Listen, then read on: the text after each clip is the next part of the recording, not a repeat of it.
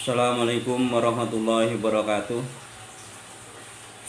Para netizen, para subscriber, dan para penggemar channel Laskar Mataram Raya khususnya,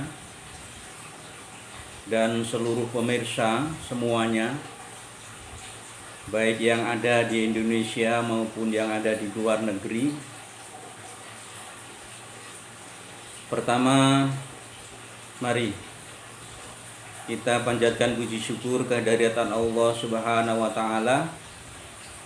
Alhamdulillah kita semua masih diberi kesempatan untuk memperbaiki diri.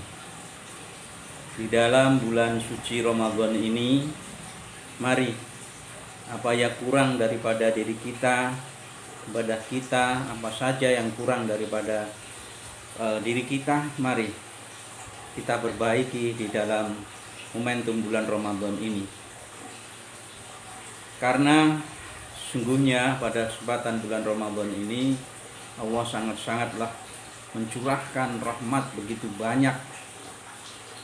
Ini wujud kasih sayang Allah pada kita semua. Alhamdulillah kita sebagai manusia tidak luput dari kesalahan, maka Allah memberi sarana untuk memperbaiki kesalahan-kesalahan itu, menutupnya, menambah kekurangannya di bulan Ramadan ini. Alhamdulillah kita masih dipertemukan dengan bulan yang mulia ini. Para jamaah rahimakumullah, perkenankan pada saat ini saya akan memenuhi permintaan guru kami dan sahabat kami, yaitu Yang Mulia Kiai Haji Imaduddin Usman Al-Bantani, yang beberapa waktu lalu mengirimkan WA kepada saya agar saya membuat channel YouTube, membuat video di YouTube yang isinya akan kami sampaikan nanti. Dan mohon maaf Yai, baru kesempatan hari ini saya bisa melaksanakan panyuwunan panjenengan, permintaan panjenengan, karena beberapa hari ini saya disibukkan juga perjuangan Wali Songo di wilayah Jawa Timur, khususnya di wilayah Jember dan beberapa tempat di Madura. Dan alhamdulillah sambutan masyarakat Madura sangat baik dan mereka realistis, walaupun memang sebagian banyak daripada saudara-saudara kita Madura ini masih banyak yang muhibin. Tapi saya yakin dengan pendekatan face to face, dari hati ke hati, dengan diskusi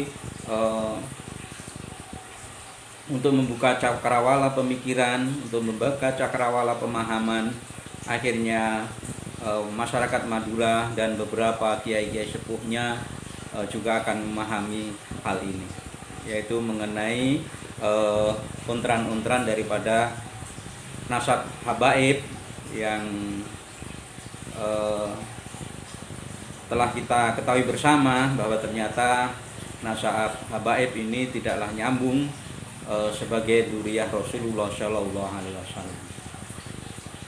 Kiai Imaduddin dalam kesempatan beberapa hari ini, setelah melihat beberapa diskusi dan menelaah dari beberapa diskusi yang dilakukan, satu oleh beliau bersama Gus Rumel, demikian juga diskusi perdebatan yang begitu seru dan bahkan sedikit panas, yaitu antara Gus Jaini dengan sahabat kami Tengku Qari. Dari semua itu, dari diskusi-diskusi yang dilakukan di luaran itu, di beberapa channel-channel YouTube yang menyiarkan perdebatan itu, setelah dikaji dan dipelajari oleh Kiai Imaduddin, ternyata tidaklah mempunyai dampak yang signifikan dalam perjuangan Wali Songo ini. Maka dari itu beliau memohon dawuh kepada saya agar saya membuat YouTube untuk apa yang jadi unek-unek beliau, yaitu bahwa diskusi itu ternyata tidaklah mempunyai manfaat yang signifikan karena tidak mempunyai implikasi yang jelas, bahkan hanya menjadi sekedar framing dan narasi di masing-masing pihak. Pihak sana menarasikan begini, pihak sini menarasikan begitu. Semua akhirnya hanya sebagai lahan perang narasi, lahan perang framing. Jadi menurut beliau, Kiai Imaduddin, diskusi seperti itu ternyata kurang efektif, tidak bisa menusuk kepada jantung daripada tujuan perjuangan Wali Songo ini, yaitu terus terang bahwa nasab habaib itu tidak nyambung pada sebagai dzurriyyah Rasulullah Shallallahu Alaihi Wasallam. Dan ini meski berakhir perdebatan ini, semacam halnya perdebatan Kiai Mat sama Gus Rumel, hanya muter-muter di situ. Tidak ada keputusan yang jelas, tidak ada tindak lanjut yang jelas, tidak ada implikasi yang jelas. Bahkan Gus Rumel pun pada akhirnya, karena beliau juga saya pikir sedikit ya tegak berdiri di atas kaidah keilmuan, akhirnya mau tidak mau beliau Gus Rumel mengakui bahwa memang tidak ada kitab sejaman yang menerangkan bahwa Ubaidillah itu anak Ahmad bin Ishaq, dan juga bahwa Ahmad bin Ishaq itu tidak pernah hijrah. Dari gelar Al-Muhajir itu batal. Itu. Terus juga Gus Rumel sepakat juga memang tidak ada hal itu terjadi, kitab-kitab yang menyebutkan bahwa hijrahnya Ahmad bin Ishaq ini. Demikian juga perdebatan Tengku Qori bersama Gus Zaini dengan satu pembahasan sebenarnya, yaitu tentang urgensi daripada kitab sejaman. Itu juga muter-muter saja. Jadi apa yang dimaksud, apa yang jadi pertanyaan Tengku Qori, dan apa pula jawaban Gus Zaini. Gus Zaini hanya lebih berbicara retorika keilmuan, bukan pada persoalan yang prinsip, persoalan yang dibahas di itu, yaitu urgensi pentingnya adanya kitab sejaman. Malah mempertanyakan metodologi. Kiai Imad membuat metodologi sendiri dengan menambahi adanya keharusan ilmu nasab itu dengan adanya kitab sejaman. Sebenarnya kalau tidak perlu dengan logika dan dalil yang muluk-muluk dan bulet-bulet, itu cukup dengan dalil logika akal sehat saja seharusnya bisa menerima itu Gus Zaini. Kenapa saya katakan seperti itu? Loh, dalil penguat ya, sesuatu sebagai hujah penguat atas sesuatu kok ditolak ya.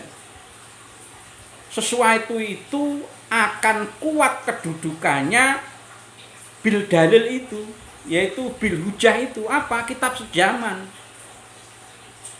Masa dalil penguat itu tidak diperlukan?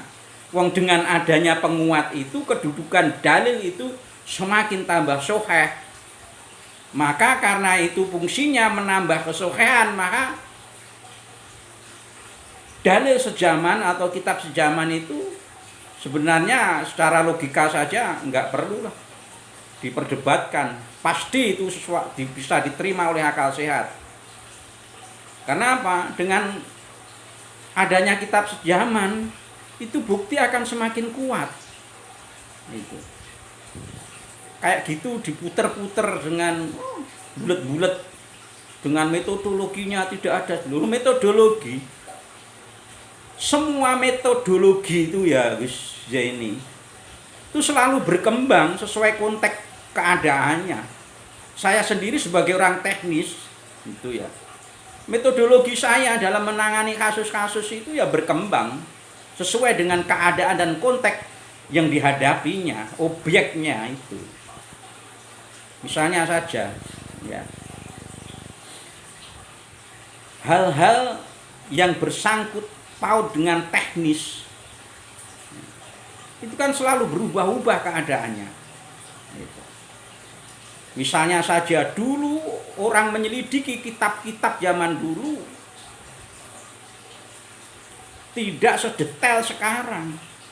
Karena apa? Sekarang dibantu AI, dibantu internet dan lain sebagainya.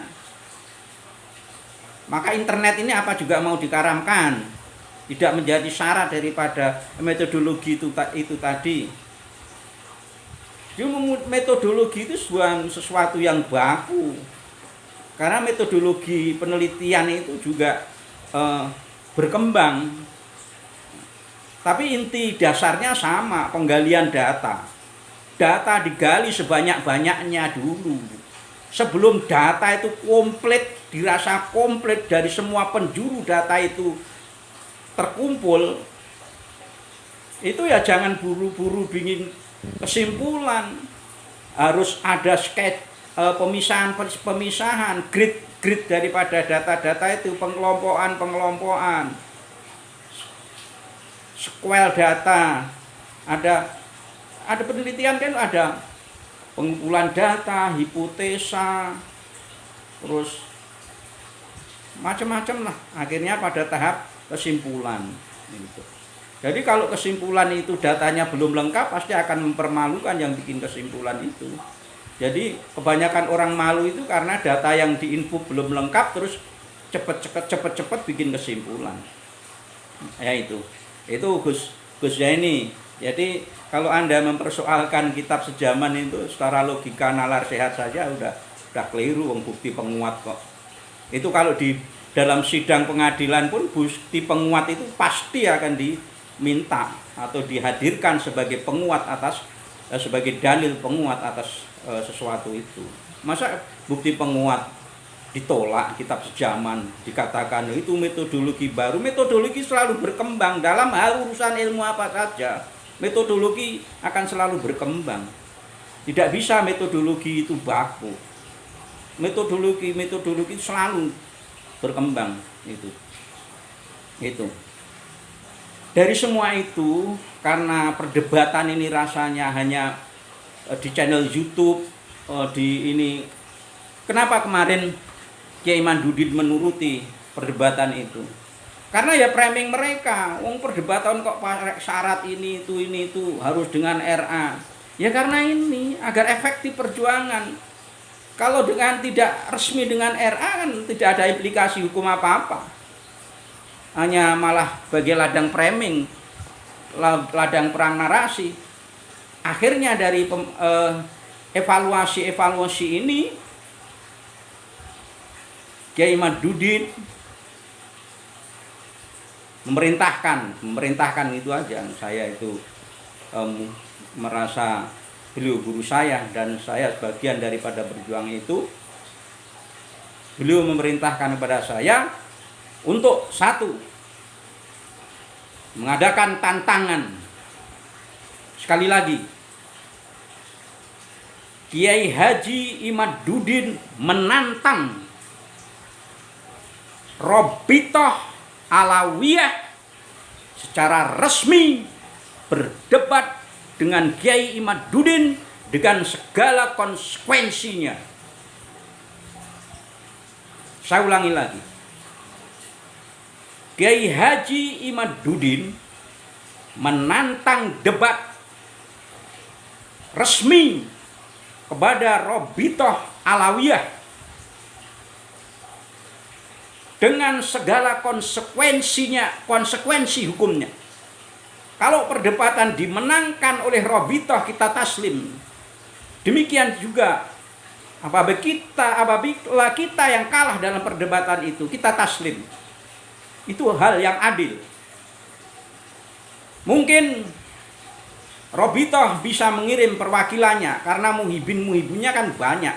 Tapi alangkah sipnya, alangkah eloknya adalah dari Robitoh Alawiyah yang diwakili oleh para habaib itu sendiri. Jangan dimajukan perwakilan dari muhibin. Dan saya tahu muhibin tokohnya itu rata-rata dari NUGL. Semacam Kiai Dus Romli, Rumel, terus Kiai Basofi, terus ini akhir-akhir ini Somad, UAS itu ikut-ikutan. Karena saya yakin nanti orang-orang NUGL-nya akan muncul semua. Karena ini NUGL itu jongosnya daripada Robitoh Alawiyah. Terus terang saya katakan jongosnya dia. Dia tidak percaya diri. Dia mencantolkan ingin memperoleh kemuliaan daripada juraganya, yaitu para habaib yang dikuar-kuarkan sebagai keturunan Rasulullah SAW. Dan saya punya keyakinan siapa saja orang alim, apalagi yang bergerak ulama, saya kali lagi, siapa saja yang merasa alim dan di dalam dirinya ada label ulama, Anda bermain-main dan dalam hal ini, maka Anda akan dipermalukan oleh kebenaran yang akan tegak berdiri.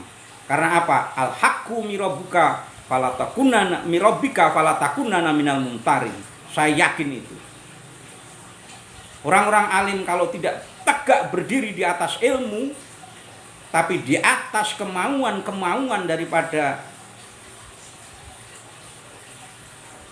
cantolan-cantolan daripada nafsu hatinya, baik yang berhubungan dengan jah dan maliyah, maka tunggu saja siapapun orangnya yang merasa menjadi orang alim, ulama, tingkat desa, tingkat kelurahan, tingkat kabupaten, tingkat nasional, tingkat internasional, yang bermain-main dengan urusan ini, saya yakin pada saatnya nanti panjenengan semua akan dipermalukan oleh Allah Subhanahu wa taala. Karena kami yakin bahwa habaib itu benar-benar bukanlah zuriyah Rasulullah sallallahu alaihi wasallam. Kami berjuang ini karena kecintaan kami kepada Rasulullah sallallahu alaihi wasallam. Kami tidak ingin silsilah nasab beliau dikotori oleh orang-orang yang tidak bertanggung jawab. Bukan saat ini saja kasus-kasus seperti ini sudah terjadi, dulu-dulu juga sudah terjadi, dan semua dibersihkan oleh Allah Subhanahu wa taala. Sebenarnya ini hanya syariatan, tapi hakikatan yang menjaga kesucian nasab Rasulullah adalah Allah sendiri. Bagaimana yang diterangkan di dalam Al-Quran yang kita semua sudah mahfum. Wa yutahhirakum tathiron. Allah sendiri yang akan memurnikan daripada kesucian nasab Rasulullah sallallahu alaihi wasallam. Barang siapa coba-coba untuk merusak kesucian nasab Rasulullah, saya yakin akan dipermalukan oleh Allah Subhanahu wa taala. Sebenarnya masih banyak yang saya ingin sampaikan untuk menudih, counter beberapa tudingan-tudingan yang diarahkan kepada kami. Dan kami dari tudingan-tudingan itu sebenarnya terangkum dalam acara yang pernah kami buat, sebenarnya tidak resmi. Pada suatu saat kami di wilayah Madura, kami berdebat dengan seorang profesor Dan profesor ini pertanyaannya persis pertanyaannya semua muhibin. Saya berdebat, berdiskusi sama beliau profesor itu dari jam 8 malam sampai jam 2 dini hari. Pada akhirnya beliau taslim, menyerah. Dan ternyata dari informasi yang saya peroleh, profesor ini masih bau-bau Ba'alawi dalam nasabnya. Maka beliau kemarin agak sedikit naik tensinya, agak naik pembicaraannya. Tapi saya sebagai yang lebih tua untuk mengendalikan diskusi ini dalam suasana persahabatan. Tapi pada akhirnya beliau juga taslim. Ingin saya ungkap hal itu sebenarnya. Tapi nanti saja, insya Allah lain kali. Masih banyak yang ingin saya ungkapkan perjalanan kami tur dakwah ke Jawa Timur dalam perjuangan Wali Songo, terutama di wilayah Jember dan wilayah Madura, Pamekasan. Demikian saja, demikian Kiai Imad. Sekali lagi keinginan sampean sudah saya sampaikan kepada Robitoh Alawiyah bahwa Kiai Imaduddin menantang Robitoh Alawiyah untuk berdebat secara resmi dengan segala implikasi hukumnya. Yaitu yang dimaksud segala implikasinya adalah apabila dalam perdebatan resmi itu Robitoh Alawiyah kalah, maka mesti taslim dan berlaku seluruh anggota Robitoh yang ada di Indonesia ini. Dan apabila kami Kiai Imaduddin kalah dalam perdebatan itu, maka kami juga akan taslim, tidak akan mengungkit-ungkit lagi, bahkan kalau memang begitu para Habib Duriyah sebagai Duriyah terbukti sebagai Duriyah Rasul, maka kami akan memperlakukan panjenengan poro-poro Habib itu benar-benar sebagai Duriyah Rasul. Semua ini biar terang benderang, biar umat terang benderang dalam menjalankan syariat agamanya. Demikian, apabila ada kata-kata kami yang mungkin tidak berkenan dalam hati panjenengan, baik para habaib dan siapa saja yang mendengarkan channel ini Laskar Mataram Raya, dan demikian juga kepada guru kami Kiai Imaduddin, mohon maaf baru hari ini saya bisa memenuhi dawuh panjenengan karena kesibukan kami berjuang di wilayah Jawa Timur, terutama di wilayah Madura. Kami bertemu dengan beberapa teman di sana, termasuk Kiai Iljam, Kiai Hanan, dan Kiai Badri. Sana walaupun ada perbedaan sedikit, tapi sama-sama berjuang dalam giroh semangat Duriyah Wali Songo. Demikian saja yang kami sampaikan. Waalaikumsalam. Wassalamualaikum warahmatullahi wabarakatuh. Salam sumadulur saklawase.